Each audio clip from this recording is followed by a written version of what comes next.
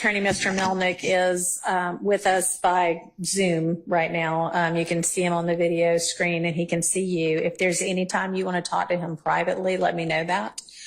And I know y'all have had an opportunity since you and I spoke this morning from the bench and the stand to talk about the fact that the state is not interested in you pleading the fifth, and in order to avoid you pleading the fifth, they have secured an order that says you now can be essentially compelled to testify, because we are acknowledging that anything that you say, we cannot prosecute you for a crime other than perjury or false statements based on something that you might say that would otherwise incriminate you if it weren't for this immunity order. And if knowing that you still choose not to testify, the court can and will hold you in contempt. And what happens in that event is that you go to jail. And the length of time that you could be held in jail for, if you don't change your mind and say, okay, I guess I will take the stand, is through the end of this trial. I don't know how long it's going to last. I think previous projections had been February or March of next year. I don't know yet, but I guess that's not outside the realm of possibility. But it would only be through the end of this trial. It would not be through the end of whomever else might be severed from this case and tried later. And I know Mr. Melnick's talked to you in more detail about that. So I want to see if you have any questions of the court about that. I didn't understand. Now you said at the beginning.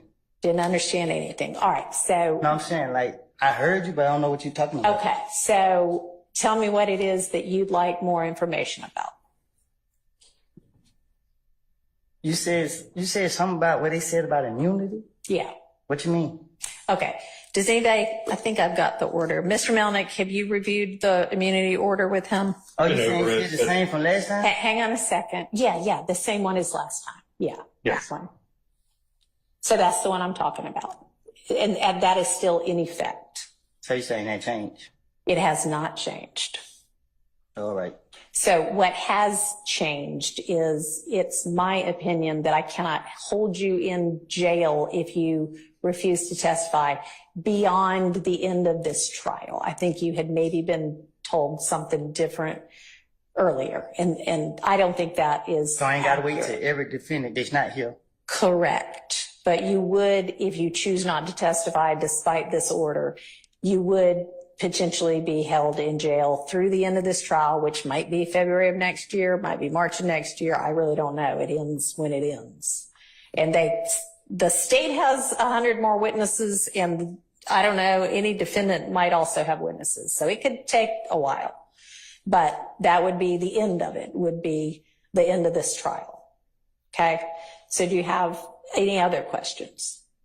Okay. And do you want to talk to Mr. Melnick any more about this particular issue? No. All right. So I'm going to ask you right now, because I'm planning to have the jury back on Monday.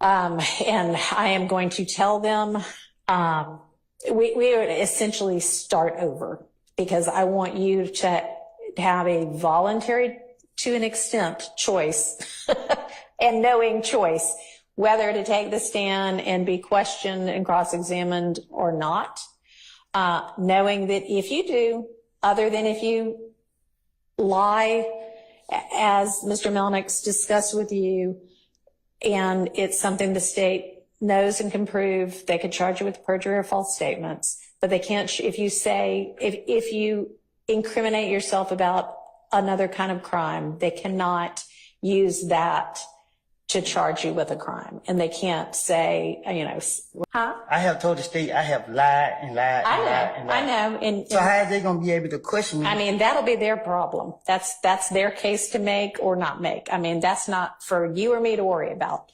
So they said they're going to be able to charge me if I lie. Like, when it's up to them to choose when I'm lying. Not prior. you've said you've lied and lied and lied in every, I don't know what you've said, but let's even say you've said you lied in every statement you ever gave to the police. If you get on the stand and say that again, or if you say, all right, this one was the truth, that one they cannot charge you with perjury for, because those are things in the past. What they might be able to charge you with is, I don't know, I mean, give me an example of something that you know he didn't do, and well, maybe not. Never mind. Don't do that. Can I give you an example for what they told me? Yeah, yes. And then I'll see whether that's what I think or not. Yes. So she said that the only reason she won't lock me up, I just want to know if it still applies.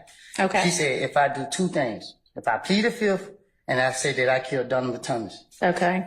She said if I don't say them two, she will not lock me up. All right. What was the first one? Pleading the fifth.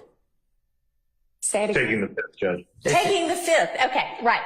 And you can no longer, so taking the fifth means I might say something that gets me in criminal trouble. I might give you evidence against me that you could then use against me. That's what it means to take the fifth, is say, I am not going to give you evidence to use against me to charge me.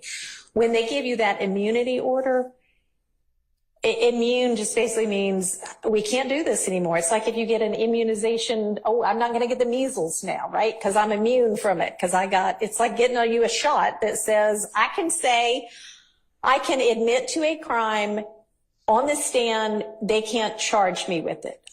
They have said you no longer have a privilege against self-incrimination because we have committed to not being able to prosecute you, not being able to bring criminal charges against you because of what you say. We cannot take that evidence and use it against you. We can't take that evidence. If you say, well, I committed some crime. Here's what I committed it with. I buried it in the yard. They can't go dig it up in the yard and then say, well, we've got this. They can't use any of that.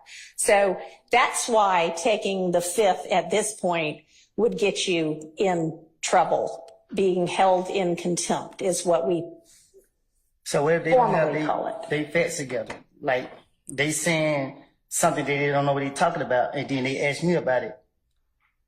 They can ask you about anything they want to. If in your answer you admit to a crime, they cannot charge you with that crime. Now, if you admit to a crime and they have evidence that is pretty certain that you did not commit that crime. For instance, somebody gets robbed yesterday and they have proof that you were in Europe yesterday. There's no way you could have committed that crime, but you say, yeah, I committed that crime yesterday. That was here in Atlanta when they know you were in Europe and they got video of you in Europe and you sent a postcard that said, I'm having fun in Europe. That would be proof that you're lying. And so that they could charge you with perjury for, okay? Or false statements for. Okay. Okay? So what I want to know from you is when we have the jury back on Monday and you're still under subpoena, so you're still obligated to come, and I'm asking you now, when they're like, all right, we're calling Kenneth Copeland, are you going to say, okay, ask me what you want to ask me. I'll tell you whatever I'm going to tell you. Or are you going to say, nope, I don't care if you throw me in jail. I'm not saying a word. I am not getting on the stand. It depends on how I wake up. Okay. All right. Well, then we will just revisit it on Monday morning. So plan to be here at 8:45 on Monday morning. You're free to go for now.